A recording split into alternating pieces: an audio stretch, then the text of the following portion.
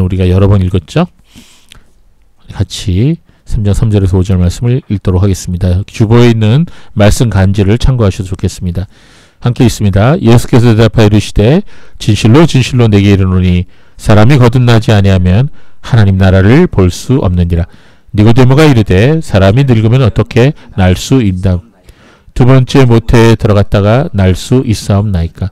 예수께서 대답하시되 진실로 진실로 내게 이르노니 사람이 물과 성령으로 나지 아니하면 하나님 나라에 들어갈 수 없느니라. 아멘. 한 구절 더 읽겠습니다. 베드로 후서 1장 11절 말씀입니다. 베드로 후서 1장 11절 말씀 우리 함께 소리 맞춰서 읽도록 하겠습니다.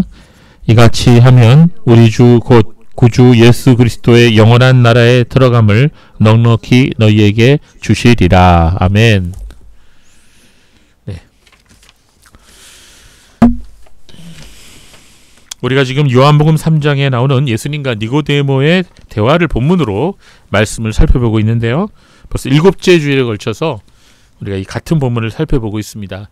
자, 이렇게 7째 주나 되는 이런 긴 기간 동안에 같은 본문을 살펴보는 이유가 무엇일까요? 그것은 이 본문이 우리에게 구원에 대하여 가르쳐주는 아주 중요한 본문이기 때문인 것입니다. 자, 요한복음 3장은 우리에게 거듭남에 대해서 가르쳐주고 있습니다. 다른 말로 하면 중생이라고도 하죠.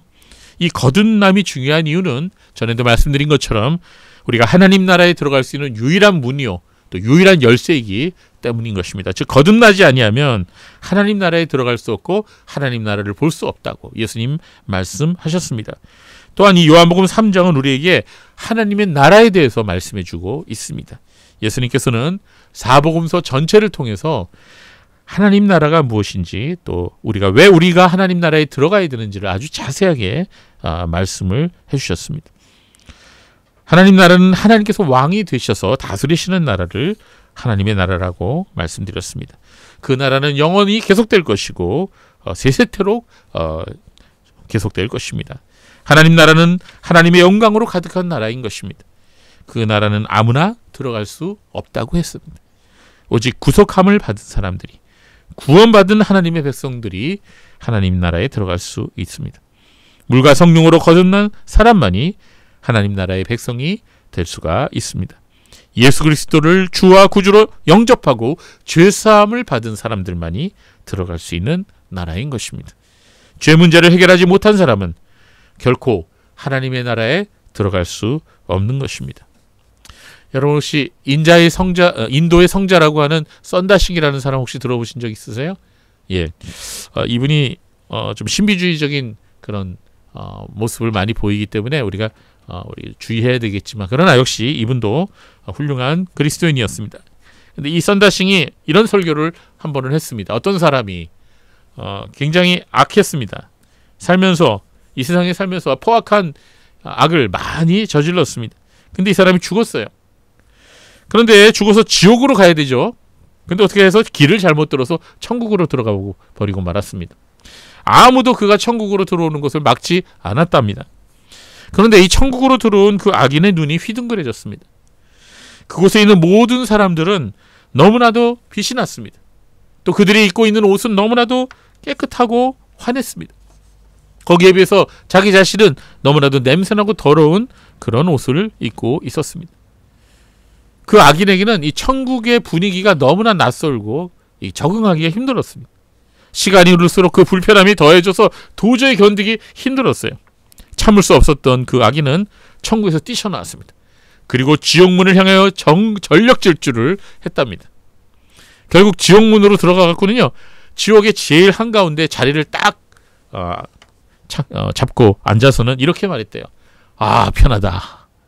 예. 여기가 내 집이네. 이렇게 말했다는 거예요. 예, 지어낸 얘기죠. 예, 지어낸 얘기인데 우리에게 시사하는 바가 있습니다. 여러분, 이 세상에 사는 동안 우리가 죄 문제를 해결하지 못하고 혹시 그 사람이 천국에 들어가더라도 그곳의 분위기에 결코 어울리지 못한다는 것입니다. 예수 그리스도를 주와 구주로 영접하고 거듭나서 회개하고 죄사함을 받지 못한 사람은 혹시 천국에 들어갈 수 있다 할지라도, 들어간다 할지라도 그 천국에서 견디지 못한다는 거예요. 이사야 선지자는 일찍 이 사실을 예언했죠. 우리가 지난주에도 이 말씀을 보았는데요. 이사야 35장 8절에서 10절 말씀이 다시 한번 볼까요? 거기에 대로가 있어 그 길을 거룩한 길이라 일컫는 바 되리니 깨끗하지 못한 자는 지나가지 못하겠고 오직 구속함을 입은 자들을 위하여 있게 될 것이다. 우매한 행위는 그 길로 다니지 못할 것이며 거기에 사자가 없고 사나운 짐승이 그리로 올라가지 아니하므로 그것을 만나지 못하겠고 오직 구속함을 받은 자만 그리로 행할 것이며 여호와의 속량함을 받은 자들이 돌아오되 노래하며 시온에 이르러 그들의 머리 위에 영영한 희락을 띠고 기쁨과 즐거움을 얻으리니 슬픔과 탄식이 사라지리로다. 자, 이사야 선지자는 이 본문에서 3번에 걸쳐서 거룩한 길로 다닐 수 있는 사람이 어떤 사람인지를 말씀해 주고 있죠. 즉 천국의 길로 다닐 수 있는 사람은요, 깨끗한 자만이 다닐 수 있다 그랬어요. 구속함을 받은 자만이 다닐 수 있다 그랬어요. 여호와의 속량함을 받은 자만이 그 길로 다닐 수 있다고 강조했습니다. 그렇습니다. 하나님의 나라는요, 오직 구속함을 입은 사람만이 들어갈 수가 있습니다.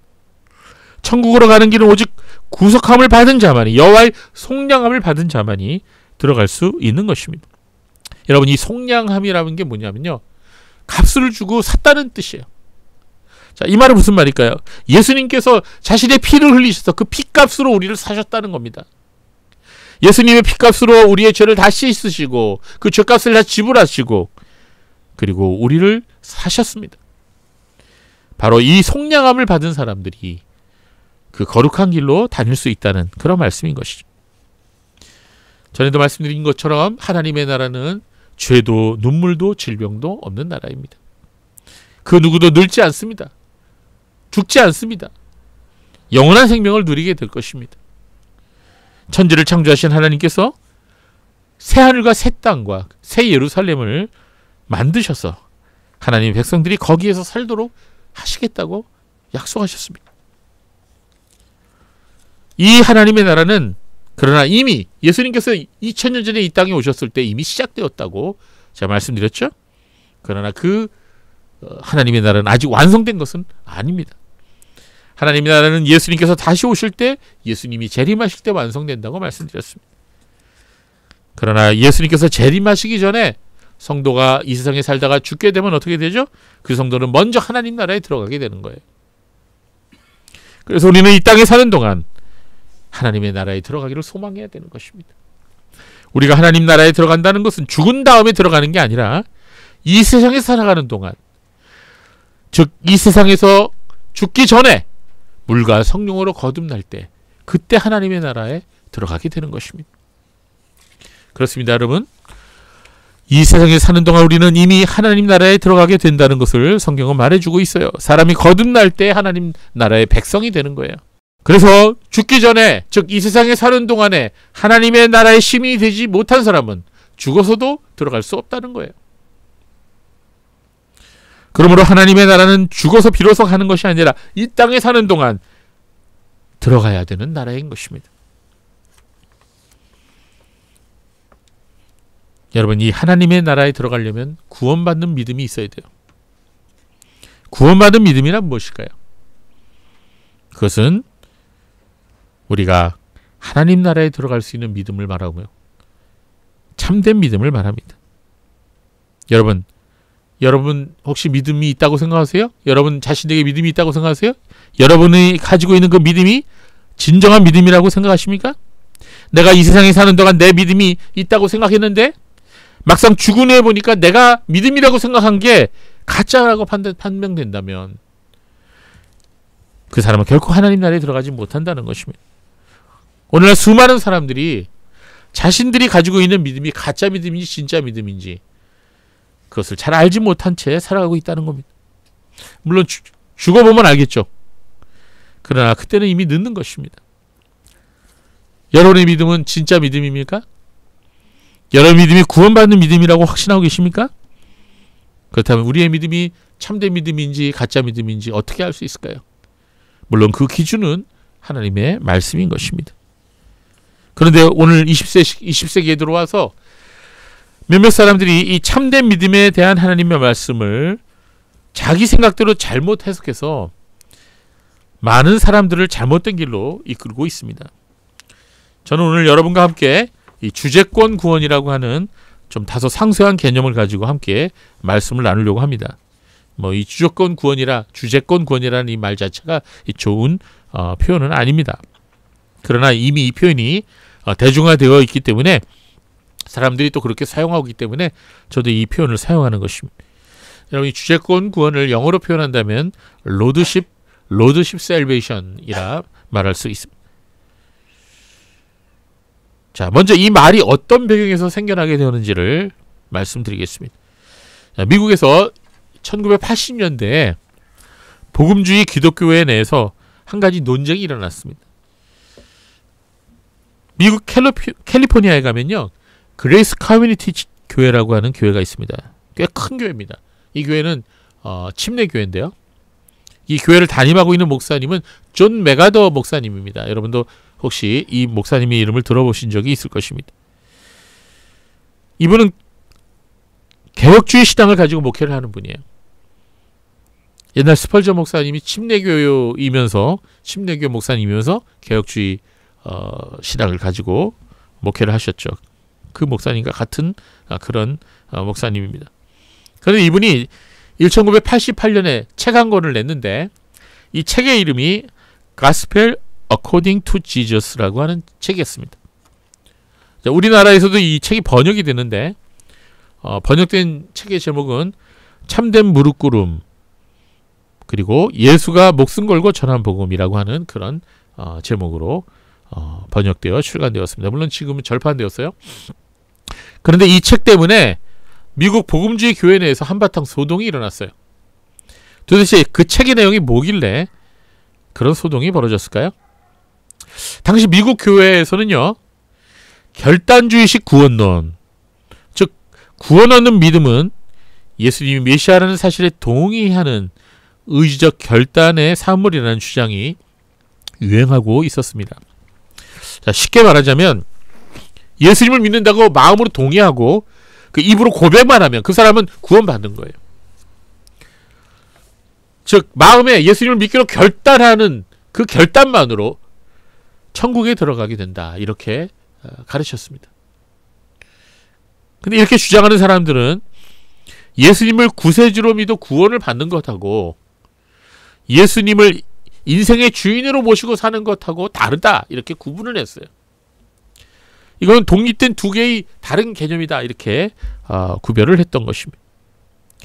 그래서 그들은 뭐라 그랬냐면 예수님을 구세주로 믿고 구원을 얻었지만 아직 삶이 변화되지 못하고 하나님의 뜻대로 살지 못하는 교인들이 있을 수 있다고 이렇게 말했습니다. 그리고 그런 교인들을 뭐라고 말했냐면 육적인 그리스도인이다. 이렇게 말했습니다.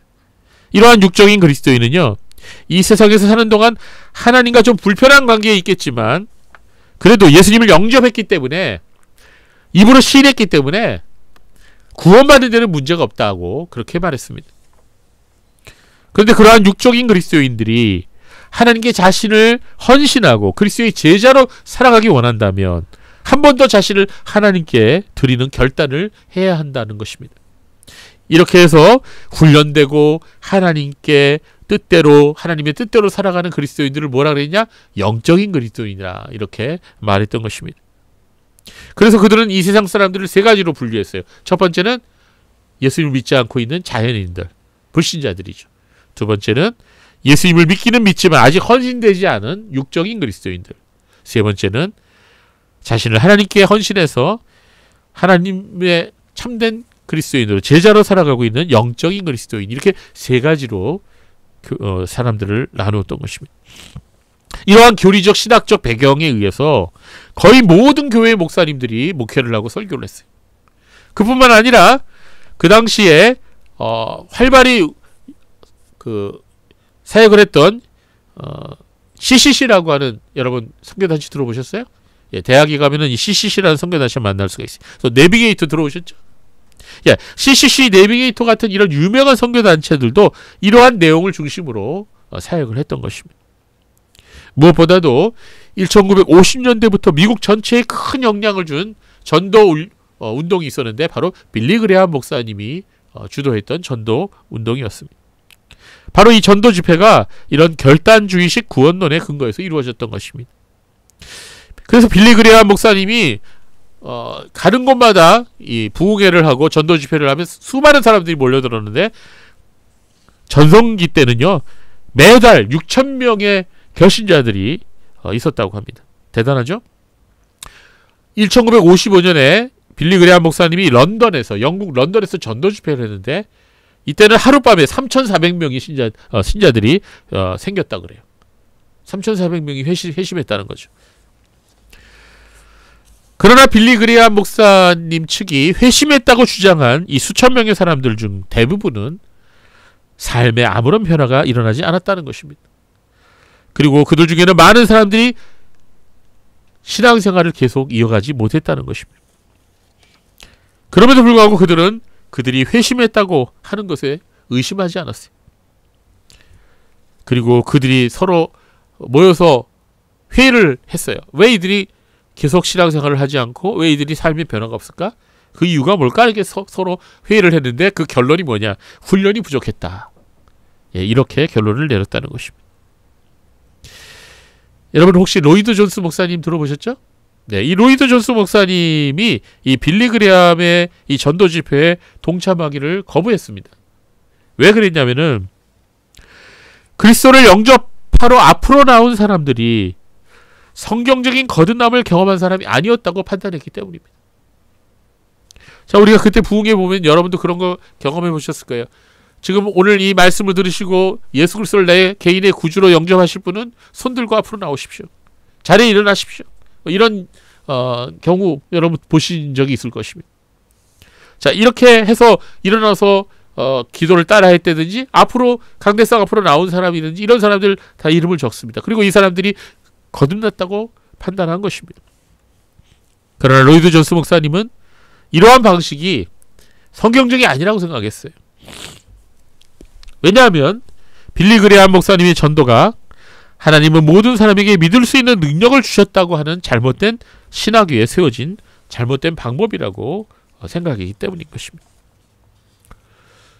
그래서 그들의 주장에 의하면 사람에게는 복음을 들을 때 믿음을 선택할 수 있는 능력이 있다 이렇게 생각했다는 것입니다.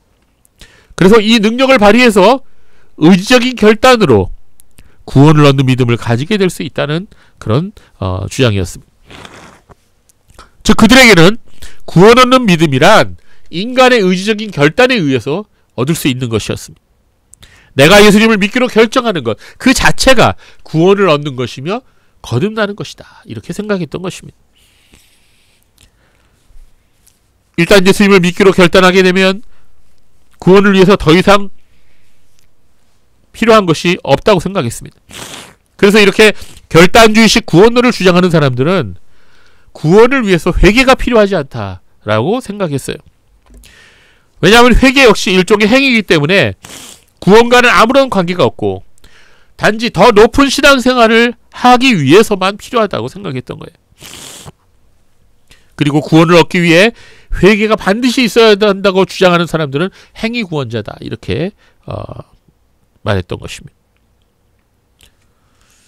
그렇습니다. 그들은 믿음과 행위의 관계에 대해서 이렇게 말합니다. 일단 예수님을 구주로 믿기로 결정한 이후에는 이미 구원이 보장됐기 때문에 행위와 구원과는 아무런 상관이 없다. 구원은 우리의 행위와 관계없이 값없이 얻는 것이기 때문이다. 이렇게 주장한 것입니다. 그러나 일단 믿기로 결단하고 구원을 얻은 사람이 그보다 더 나은 신앙생활을 하기 위해서는 많은 노력이 필요하다 이렇게 말합니다. 그래서 제자훈련을 하고 성경 공부를 하고 교회 봉사를 하는 것은 더 높은 신앙생활을 하기 위한 것이고 하나님과의 원만한 관계를 유지하며 살아가기 원할 때 그렇게 하는 것이다 라고 말했던 것입니다. 그러나 그렇게 하는 것은 구원과는 아무 상관이 없는 것이다 라고 말했던 것입니다. 즉 구원은 값없이 얻으나 행함은 제자가 되어 하나님과 교제의 삶을 사는 데 필요한 것일 뿐 행함은 구원과는 아무런 관계가 없다 이렇게 말한 것입니다. 예수님을 믿는 것과 마찬가지로 제자의 삶, 성화의 삶을 살아가기 위해서는 또 한 번의 의지적인 결단이 필요한 것인데 이 두 번째 결단은 구원의 필수적인 것은 아니다 이렇게 주장한 것입니다. 바로 이러한 믿음이 미국에서 지금까지 주류 구원론으로 자리 잡았어요. 또한 우리나라에도 대다수의 교회들이 이런 구원관을 가지고 교인들을 가르치고 교인들은 이러한 구원관을 가지고 신앙생활을 하고 있는 것입니다. 여러분, 지금 우리나라의 거의 대부분의 교회가 이런 믿음을 가르쳐요. 한동안 한국교회에서 유행처럼 퍼졌던 제자훈련이라는 프로그램이 있습니다. 여러분, 이 제자훈련도 역시 이러한 교리적인 신학적인 바탕에 배경을 둔 것입니다. 그리고 CCC의 사형리 전도지라는 게 있어요. 아주 유명한 전도지입니다. 여러분도 혹시 보신 적이 있을 것입니다. 그리고 내비게이터 선교회의 다리예와 전도지가 있어요. 그것도 마찬가지. 그리고 전도폭발, 여러분 유명하죠? 이 전도폭발하는 교회들이 되게 많아요. 저도 전도폭발 훈련을 받았어요. 이 전도폭발의 복음 제시의 내용도 역시 이 모든 것이 다 이 같은 구원론에 의한 겁니다. 성도 여러분, 제가 지금까지 여러분에게 설명드린 게 이 미국과 한국 교회의 주류를 이루고 있는 결단주의식 구원론입니다. 단지 예수님을 구주로 믿고 받아들이고 입으로 고백하기만 하면 구원을 얻을 수 있고, 그 이후 성도가 어떻게 살더라도 구원은 행위의 의서가 아니기 때문에 구원받는 것은 이미 보장되었다, 이렇게 말하는 것입니다. 여러분, 이 주장에 대해서 어떻게 생각하십니까? 문제가 있다고 보십니까? 네, 문제가 있습니다. 자, 이와 같은 모습에 대해서 이 그레이스 커뮤니티 교회의 존 메가더 목사님은 그의 책 Gospel According to Jesus에서 뭐라 그랬냐? 아니다라고 말했어요. 그거는 바른 구원이 아니다, 이렇게 얘기했던 것입니다. 메가더 목사님은 이런 구원론이 성경적이지 않다고 반박하였습니다. 이런 결단주의식 구원론은 성경이 말씀하는 구원론이 아니고 종교개혁자들이 말하는 구원관과도 완전히 다른 것이다, 이렇게 말했습니다. 결단주의식 구원론은 아르미니우스적이고 펠라기우스적이고 반펠라기우스적인 사고에서 나온 것이다 라고 말했던 것입니다. 여러분이 이 용어를 잘 모르셔도 상관없어요. 존 메가더 목사님은 예수님을 믿기로 결단하는 것과 거듭나는 것은 완전히 다른 것이다, 이렇게 말했습니다. 그리고 구원 얻는 믿음은 오직 거듭난 사람만이 소유할 수 있는 것이다 라고 주장했습니다. 구원 얻는 믿음은 우리의 의지의 산물이 아니라 하나님의 주시는 기적의 결과이고 하나님의 선물인 것이다. 구원이 하나님의 선물인 것처럼 믿음 역시 하나님께서 주시는 선물인 것이라고 말씀했습니다. 결단주의식 구원론을 주장하는 사람들은 구원을 얻는데 행위가 필요치 않다고 말했어요. 행위는 예수님의 제자가 되어 하나님과의 교제의 삶을 사는데 필요한 것일 뿐 구원과는 아무런 관계가 없다고 말했던 것입니다. 그러나 존 메가더 목사님은 거듭남, 즉 중생의 은혜를 경험한 사람은 예수님을 구원자로 믿을 뿐 아니라 반드시 예수님을 주인으로 모시고 이전과는 다른 삶을 살고자 하는 그런 열망을 갖게 된다는 것입니다. 즉 진정으로 구원받은 사람은, 물과 성령으로 거듭난 사람은 회개에 합당한 열매가 그의 삶 속에 나타나게 되어 있다는 것이에요. 그러므로 믿음이 있다고 말하면서 삶에는 변화가 일어나지 않은 사람의 구원은 참된 구원이라고, 참된 믿음이라고 인정할 수 없다는 거예요. 그래서 참된 믿음은, 구원에 이르는 믿음은 단순히 예수님을 나의 구세주로 믿기로 결단함으로 얻어지는 게 아니라 하나님의 주권적인 역사 안에 성령에 의해서 주어지는 선물이다라고 말했습니다. 그리고 구원받는 믿음에는 반드시 죄에 대한 심각한 깨달음과 회개가 동반돼야 된다는 것입니다. 중생한 사람은, 거듭난 사람은 필연적으로 회개를 한다는 것이에요. 믿음과 회개는 동전의 양면과 같아서 믿음이 중생의 결과인 것과 마찬가지로 회개 역시 중생한 사람에게만 가능한 것이다 라고 말했던 것입니다. 이게 이제 존 메가더 목사님의 주장이에요.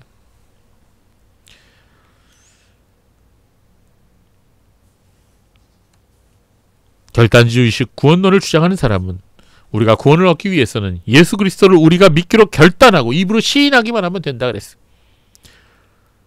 즉 예수께서 우리의 구원자 되심을 믿는 것으로 구원은 이루어진다. 이렇게 말했어요. 그러나 존 메가더 목사님은 참된 믿음은 예수님을 우리의 구원자로만 믿는 게 아니라 예수님을 우리의 주님으로도 모셔야 된다라고 말했던 것입니다. 즉 참 믿음은, 구원받은 믿음은 예수 그리스도를 나의 주님과 나의 구주로 믿고 모셔드리는 것을 의미한다라고 말했던 것입니다. 여러분, 우리가 신약 성경을 읽어보면요, 예수님을 단지 우리의 구주, 즉 우리의 구세주로만 말하고 있지 않습니다.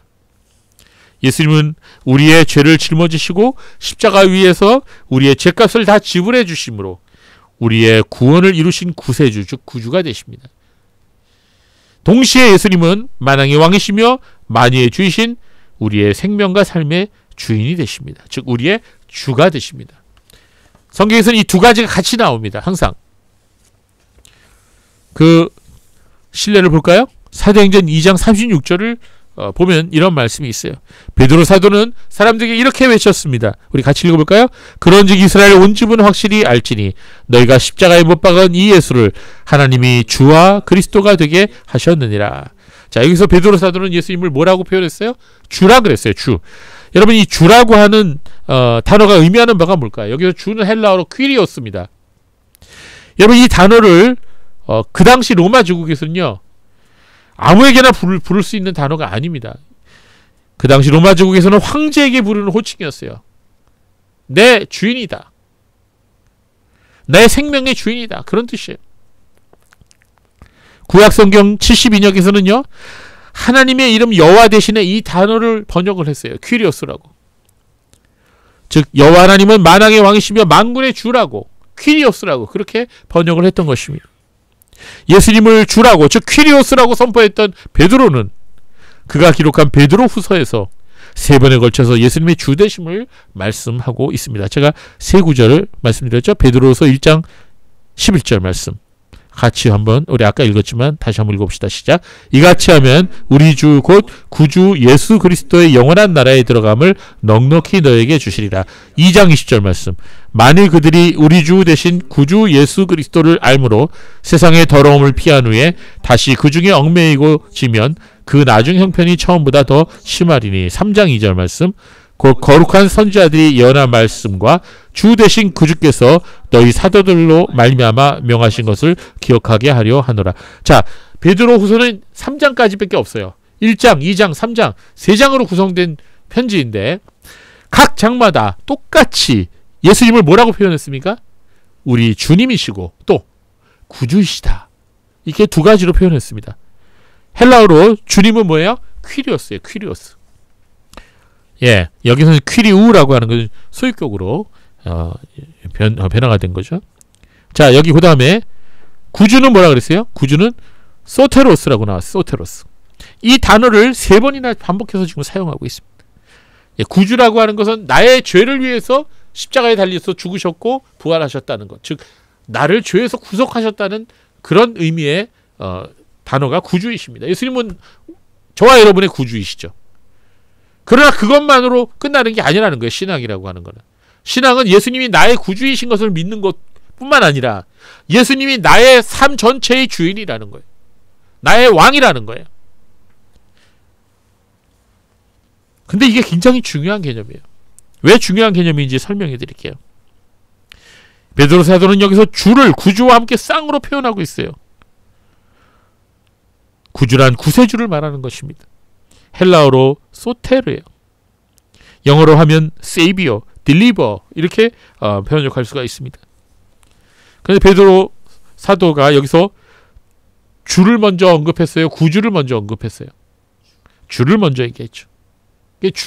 예수님이 주 되심이 굉장히 중요하다는 거예요. 존 메가더 목사님은 베드로 사도가 말씀했던 것처럼 참된 믿음을 소유한 사람은, 즉 거듭난 사람은 예수님을 단지 나의 죄를 대속해 주신 구세주로만 믿는 것이 아니라 나의 생명의 주인이시고 나의 모든 삶의 주인이시고 나의 왕이 되시는 주님, 즉 퀴리오스가 되신다고 그렇게 주장했습니다. 그걸 믿는 사람이 바로 참된 믿음이다라고 말했던 것입니다. 이 말씀이 의미하는 바는 구원에 이르는 믿음은, 즉 참된 믿음은 예수님을 나의 죄를 대속해 주신 구세주로 믿을 뿐만 아니라 그의 삶의 순간순간마다 예수님을 주인으로, 왕으로, 퀴리오스로 모시고 산다는 거예요. 여러분, 헬라어 퀴리오스는요, 라틴어로 번역하면 도미누스예요. 도미누스. 그리고 영어로는 로드입니다. 로드. 그래서 여러분, my lord 하잖아요. my lord. 미드나 뭐 영화에도 그런 게 많이 나오죠. my lord. 왕한테 표현하는 표현 아닙니까? 당신은 나의 왕이십니다. my lord. 그러잖아요. my king. 나는 당신의 소유란 뜻이에요. 이렇게 존 메가더 목사님은 예수님의 주되심을 구주되심과 함께 강조했던 것입니다. 영어로 주되심을 표현하면은 로드십이에요. 로드십. 그래서 로드십 셀베이션, 주재권 구원이다, 이렇게 말하는 겁니다. 존 메가더 목사님의 구원관을. 존 메가더 목사님의 책이 출간하자 미국의 복음의 교회 내에 아주 적지 않은 파문이 일어났습니다. 특히 이 결단주의적 구원론을 강조했던 교회와 신학교에서는요, 굉장히 반대했습니다. 그 중에 대표적인 사람이 달라스 신학교의 교수였던 핫지스라고 하는 교수였어요. 이분이 이 존 메가더 목사님의 책이 나온 그 다음에 책을 한 권 냈는데, 그 책의 제목이 Absolutely Free라고 하는 단어를 제목으로 책을 냈습니다. 예, Absolutely Free. 절대적으로 자유, 절대적으로 프리하다. 그 말은 뭐예요? 예, 믿음으로만 구원받는 거지 행위에서 자유하다, 이런 뜻이에요. 하치스 교수는 자신의 책을 통해 메가더 목사님의 구원론은 믿음에다가 행위의 요소를 첨가한 행위 구원론이다, 이렇게 말했어요. 값없이 주어지는 하나님의 은혜의 복음을 변질시킨 것이라고 비판했습니다. 하치스 교수는 세대주의 신학자예요. 존 메가더 목사님도 세대주의적인 입장을 어느 정도 가지고 있지만 개혁주의 신학의 바탕 위에 서 있는 분이에요. 그래서 그를 온전한 세대주의다, 이렇게 부르기도 합니다. 두 사람의 논쟁이 처음에 세대주의 안에서 서로 붙었는데, 나중에는 개혁주의 목사님들이 보니까 이 존 메가더 목사님의 이 구원관이 개혁주의 구원관과 맞거든요. 똑같거든요. 그래서 이것이 나중에 세대주의와 개혁주의 구원론으로 서로 논쟁으로 이게 번지게 됩니다. 그래서 그 논쟁은 아르미니우스적 세대주의와 개혁주의 사이의 논쟁으로 발전되었던 것입니다. 그래서 존 메가더 목사님과 같은 구원론을 가진 사람을 뭐라고 그들이 얘기했냐면 주재권 구원파라고 부르게 되었어요. 그리고 이에 반대하는 아르미니우스적 세대주의자들은 스스로를 뭐라고 얘기했냐? 값없는 은혜파, 프리 그레이스 파다. 지네들을 그렇게 불렀던 것입니다. 그래갖고 이제 이 논쟁에 들어가면요, LS파하고 FG파 뭐 이렇게 나눕니다. 바로 이것이 주재권 구원 논쟁이에요. 사실 오늘 이 부분에 대해서 우리가 다 다룰 수 없어요. 너무나 이게 내용이 광범위하기 때문에 우리 이번 여름 수련회에는 이 주재권 구원에 대해서 저희가 좀 자세히 배우도록 하겠습니다. 굉장히 중요한 문제, 이게. 왜냐하면 우리가 어떠한 구원론의 입장을 갖고 있느냐에 따라서 우리의 삶이 완전히 달라집니다. 기독교인의 삶의 모습이 완전히 달라집니다. 예수님께서는 마태복음 7장 21절에 뭐라고 말씀하셨죠? 같이 읽어볼까요? 시작. 나더러 주여 주여 하는 자마다 다 천국에 들어갈 것이 아니요 다만 하늘에 계신 내 아버지의 뜻대로 행하는 자라야 들어가리라. 여러분, 우리가 구원론에 있어서 잘못되면요, 구원론을 잘못 이해하면요, 이 땅에서의 삶도 엉망이 되지만 결국 천국에 못 들어간다는 거예요. 그러니까 너무나 중요한 문제, 이게. 예수님이 뭐라 그러셨습니까? 마태복음 7장 21절에 나더러 주여 주여 하는 자가 천국에 들어가는 게 아니라 그런 거예요. 이 말은 다른 말로 표현해보면 나를 주님으로 인정하고 결단했다고 천국에 들어가는 게 아니다, 이런 말입니다. 그럼 어떤 사람이 천국에 들어가는 거예요? 예수님 말씀 그대로 받아들여야 돼요. 어떤 사람이 천국에 들어간다 그랬어요? 예수님이 다만 하늘에 계신 내 아버지의 뜻대로 행하는 자에 들어가요. 이게 행위 구원을 말한 겁니까? 예수님이 행위 구원자입니까? 아니잖아요. 이 말은 무슨 말일까요? 삶의 거듭남의 열매가 나타나는 사람, 구원의 열매가 나타나는 사람이 하늘나라에 들어간다는 거예요. 그리고 구원의 열매가 나타나는 사람이 그 사람의 믿음이 진짜 믿음이라는 거죠. 이 본문을 헬라어로 읽어보면 주여라는 단어가 퀴리에라고 나옵니다. 아까 우리가 퀴리오스라고 한 단어를 들었죠? 마태복음 본문에는 주여를 2번 반복해서 주여, 주여 이렇게 말씀하고 있죠? 헬라어로 말하면 퀴리에, 퀴리에 이렇게 말한 겁니다. 퀴리에라고 단어는 퀴리오스의 호격이에요. 호격은 누군가를 부를 때 호격이라고 말해요. 우리나라 교인들이 잘하는 게 있죠. 통성기도할 때 주여 그러잖아요. 여러분도 그렇게 기도해 보셨어요? 특히 우리나라 사람들은 3번 주여 삼창을 합니다. 주여 주여 주여 그리고 소리를 지르고 나서 그 다음에 막 건물이 떠나갈 정도로 예배당이 떠나갈 정도로 큰 소리로 통성기도를 하죠. 여러분 그런 기도 해보셨어요? 과거에 다 한번 해보셨을 텐데.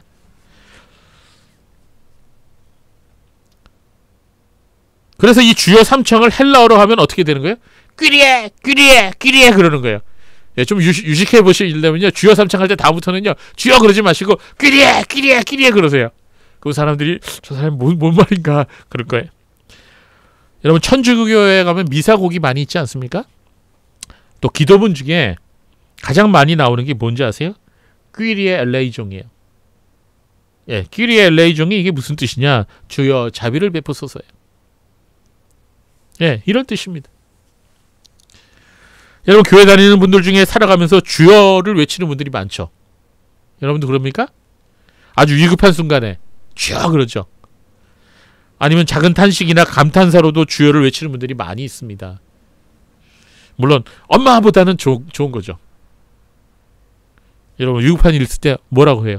엄마라 합니까? 아니면 누구를 부릅니까? 주님 부르면 더 좋죠. 그러나 주여라고 외치는 것보다 더 중요한 것은 하나님 말씀대로 살아가는 거예요. 입으로는 주여를 연발하면서도 그 같은 입으로 다른 사람을 비방하기를 좋아한다면, 시기 질투하는 일에 자주 나의 입을 사용한다면 그 사람의 주여는 아무런 의미가 없는 습관적인 감탄사일 뿐이에요. 목에다 십자가를 걸어놓고 아무리 꺼리낌 없이 죄를 짓는 사람도 마찬가지입니다. 그 사람의 그 십자가 그를 구원하지 못합니다. 마찬가지로 교회 봉사를 열심히 하고 헌금을 드리고 심지어는 성경 지식이 많다 하더라도, 기도를 열심히 한다 하더라도 그가 삶 속에서 하나님의 뜻대로 행하지 않는다면, 회개에 합당한 열매를 맺지 못한다면 그 사람의 믿음은 하나님께서 인정하시는 믿음이라고 할 수 없는 것이라는 것이죠. 그게 예수님의 말씀이에요. 그러나 이 결단주의적 구원을 얘기하는 그쪽 사람들은 이 말을 이해를 못해요. 이해를 못하기 때문에 이거를 가지고 율법주의 구원관이다, 행위주의다 이렇게 얘기하는 것입니다. 퀴리오스라는 단어는 로마 시대 때 황제를 지칭하는 단어였다고 말씀드렸죠. 성경에서는 창조주 하나님을 지칭할 때 사용된 단어였고, 여호와 하나님의 거룩한 이름을 감히 부를 수 없어서 유대인들이 히브리어로 아도나이라고 불렀는데, 이 아도나이를 헬라어로 번역할 때 퀴리오스라고 번역했던 것입니다. 노예가 자기 주인에게 주인님이라고 불렀을 때 바로 이 퀴리오스라고 말하는 거예요. 부활 승천하신 예수 그리스도를 향해서 제자들은 퀴리오스 주여라고 신앙 고백을 했던 것입니다. 저 퀴리오스라고 부를 때 그렇게 부른 사람은 그 상대방이 자신의 주인이시며 그분의 말씀에 절대적으로 순종한다고 하는 그런 고백을 한 거예요. 나더러 주여 주여 하는 자마다 천국에 들어갈 것이 아니요 다만 하늘에 계신 내 아버지의 뜻대로 행하는 자라에 들어가리라. 예수님께서는 이 말씀하신 후 이어서 계속해서 말씀하셨어요. 마태복음 7장 22절 23절 보세요. 그날에 많은 사람이 나더러 이르되 주여 주여 우리가 주의 이름으로 선지자 노릇하며 주의 이름으로 귀신을 쫓아내며 주의 이름으로 많은 권능을 행하지 아니었나이까 하리니. 23절 같이 읽어봅시다. 그때 내가 그들에게 밝히 말하되 내가 너희를 도무지 알지 못하니 불법을 행하는 자들아 내게서 떠나가라 하리라. 이거 굉장히 무서운 말씀입니다. 이 말씀에서 분명히 예수님을 주여라고 부르는 사람이 입으로는 예수님을 주로 시인했어요. 그래요. 그렇지 않습니까?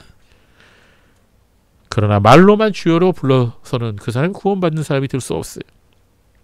천국에 들어가는 사람은 입으로만 주여라고 부르거나 시인하는 사람이 아니라 주님의 뜻대로 행하는 자라야 한다고 말씀하신 것입니다.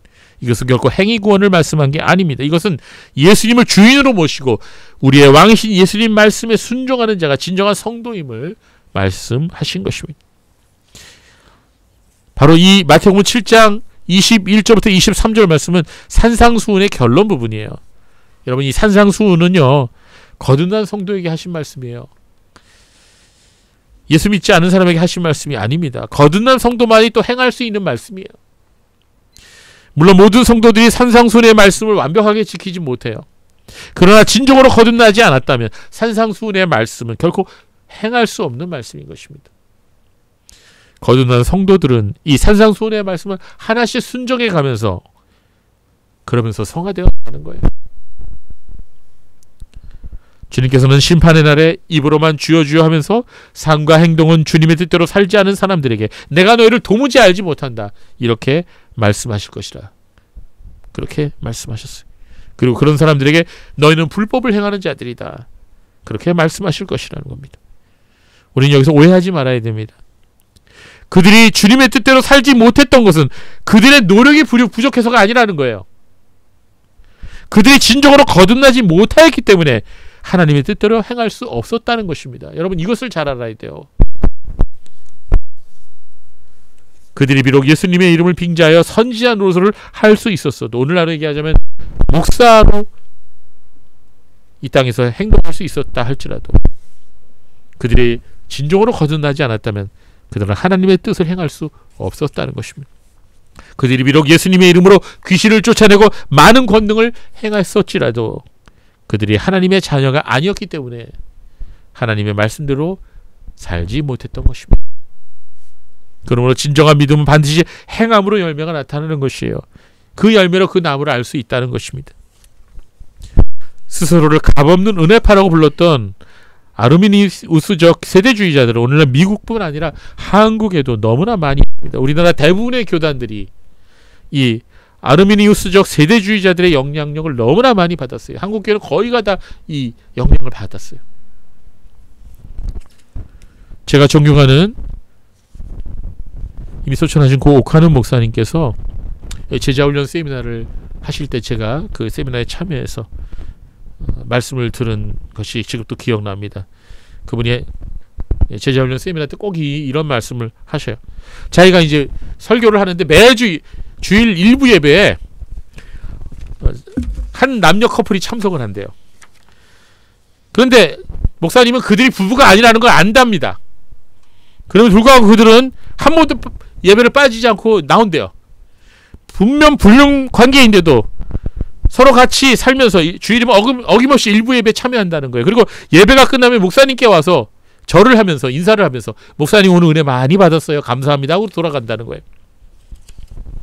목사님 그 남녀를 보면서 탄식을 했다는 거예요.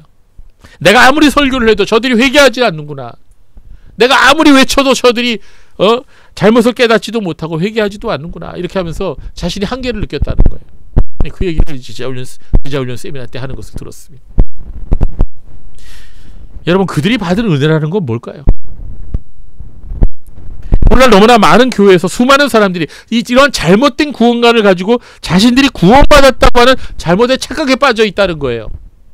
굉장히 이거는 심각한 문제고 무서운 말입니다.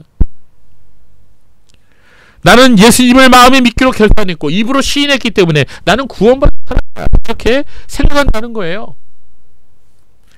이는 구약 예레미야 선지자가 예루살렘 성전 입구에서 선포한 하나님 말씀과 너무나 똑같습니다.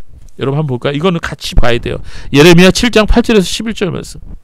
너무 중요한 말씀이에요. 우리 같이 읽어볼까요? 시작. 보라, 너희가 무익한 거짓말을 의존하는도다. 너희가 도둑질하며 살인하며 간음하며 거짓 맹세하며 바알에게 분향하며 너희가 알지 못하는 다른 신들을 따르면서 내 이름으로 일컬 받는 이 집에 들어와서 내 앞에 서서 말하기를 우리가 구원을 얻었나이다 하느냐. 이는 이 모든 가증한 일을 행하려 함이로다. 내 이름으로 일컫는 받는 이 집이 너희 눈에는 도둑의 소굴로 보이느냐. 보라, 나 곧 내가 그것을 보았노라. 여호와의 말씀이니라. 네, 여러분, 이 말씀 예레미야 선지자가 이방인에게 한 말씀이 아니에요. 지금 성전에 예배드리러 오는 유대인들에게 한 말씀이에요. 하나님께 예배하러 성전으로 들어가는 이스라엘 사람들에게 선포한 하나님 말씀이라는 겁니다. 예레미야 7장 2절에 보면 예레미야가 이것을 어디에서 어느 장소에서 선포했는지를 말씀해주고 있어요. 같이 읽어볼까요? 7장 2절 시작. 너는 여호와의 집 문에 서서 이 말을 선포하여 이르기를 여호와께 예배하러 이 문으로 들어가는 유다 사람들아 여호와의 말씀을 들으라. 어디서 이 말씀을 선포한 겁니까? 성전 문 앞에서 선포한 거예요. 성전 문 앞에서 예배하러 들어가는 제사 드리러 들어가는 유대인들을 향하여 이 말씀을 선포한 거예요. 너희들 지금 제사 드리러 왔냐? 너희들 지금 예배 드리러 왔냐? 잘했다. 근데 너희들 구원받았다고는 착각하지 마라. 왜냐하면 너희들 이러고 예배 드리고 가서 똑같이 간음할 거 아니야. 너 예배 드리고 가서 똑같이 거짓말할 거 아니야. 예배 드리고 가서 똑같이 살인할 거 아니야. 너희가 구원받았다고 착각하는데 천만의 말씀이다. 이렇게 예레미야가 얘기한 거예요. 오늘날 말하자면 주일 예배, 교회 예배당 문 앞에서 예배 드리러 들어가는 사람들을 향해서 이 하나님 말씀 선포한 겁니다. 예레미야의 상황이 오늘 우리 한국교회의 상황과 너무나 흡사하지 않습니까? 그들이 하나님께 예배 드리러 왔지만 속으로는 다 자기들의 우상이 하나둘씩 있었던 거예요. 앞에서 주님을 영어로 로드라고 했죠. 그래서 my lord 하면 나의 주, 나의 왕이라는 뜻입니다. 성도 여러분, 왕은 한 분만 있어야 돼요. 두 왕을 섬기는 사람은 아무도 섬기지 않는 것입니다. 예수님께서는 너희가 하나님과 재물을 겸하여 섬길 수 없다고 말씀하셨어요. 여러분의 왕은 누굽니까? 나의 왕은 누굴까요? 하나님입니까? 아니면 돈입니까? 누가 여러분을 다스리고 있습니까? 무엇이 여러분의 인생의 목표입니까? 사람이 무엇인가에 중독되면요, 그 순간 그것이 그 사람을 다스리는 거예요. 그것이 무엇이든 간에 그것에 중독되면 그것이 그 사람의 왕노릇 하는 겁니다.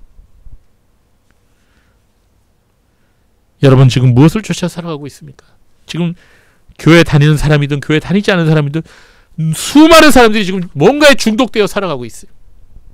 게임에 중독됐든지 사람에 중독됐든지 마약에 중독됐든지 명예에 중독됐든지 돈에 중독됐든지 쾌락에 중독됐든지 무언가에 중독돼서 그것을 쫓아서 지금 살아가고 있어요. 그러나 그들은 하나님 나라에 들어가지 못하는 것입니다. 예수님을 주라고 부르는 것을 예수님을 나의 왕으로 인정하고 모셔드리는 거예요.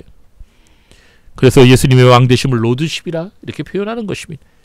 예수님께서 나의 왕이 되셔서 나를 다스리시는 것, 그의 주재권이에요. 이제 우리 자신을 살펴봅시다. 우리가 하나님 은혜 가운데 있는지를 살펴봅시다.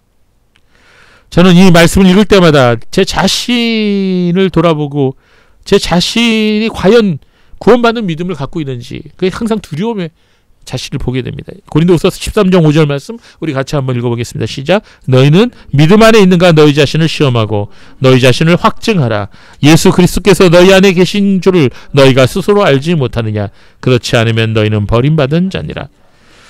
거듭나지 않았거나 거듭남의 확신이 없는 분들은 거듭나기를, 또 그 거듭남의 확신을 주시기를 간절히 기도하십시오.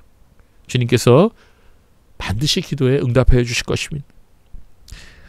그리고 은혜 가운데 있는 분들은 더욱 그 부르심과 택하심을 굳게 하십시오.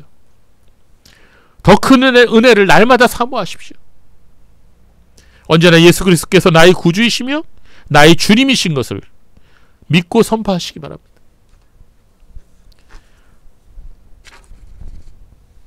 그렇습니다.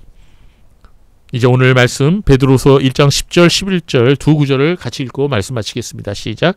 그러므로 형제들아 더욱 힘써 너희 부르심과 택하심을 굳게 하라. 너희가 이것을 행한즉 언제든지 실족하지 아니하리라. 이같이 하면 우리 주 곧 구주 예수 그리스도의 영원한 나라에 들어감을 넉넉히 너희에게 주시리라. 아멘. 기도하겠습니다. 하나님 아버지, 오늘 저희들이 예수께서 우리의 주 되시며 우리의 구주 되심을